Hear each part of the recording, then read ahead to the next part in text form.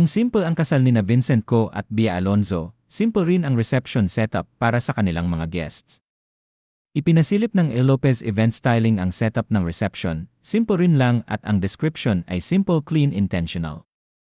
Kahit parehong bilyonaryo sina Bea at Vincent, walang masyadong burloloy na nakalagay sa isang long wooden table, at ang nakita lang naming decor ay glowing candles at calla lilies na nakalagay sa glass vases.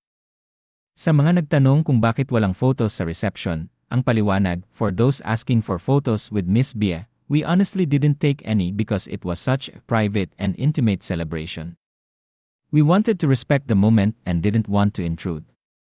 Nag-post si Bea ng wedding photos nila ni Vincent sa kanyang Instagram at ang ginamit na background music ay palagi nina TJ Monterde at Aisu Tandingan. Naalala namin, may napanood kaming reel ng couple habang nasa Noctos Bar. Nagduet sila sa nasabing kanta at hawak ni Vincent ang kanyang phone habang kumakanta para sa lyrics ng song. Natuwa ang mga netizens sa eksenang yon.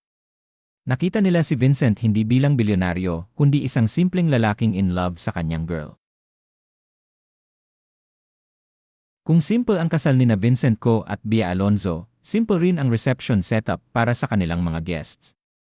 Ipinasilip ng E. Lopez Event Styling ang setup ng reception, simple rin lang at ang description ay simple, clean, intentional. Kahit parehong bilyonaryo sina Bea at Vincent, walang masyadong burloloy na nakalagay sa isang long wooden table, at ang nakita lang naming decor ay glowing candles at calla lilies na nakalagay sa glass vases. Sa mga nagtanong kung bakit walang photos sa reception, ang paliwanag, for those asking for photos with Miss Bea, we honestly didn't take any because it was such a private and intimate celebration. We wanted to respect the moment and didn't want to intrude. Nag-post si Bea ng wedding photos nila ni Vincent sa kanyang Instagram at ang ginamit na background music ay palagi nina TJ Monterde at Aisu Tandingan. Naalala namin, may napanood kaming reel ng couple habang nasa Noctos Bar.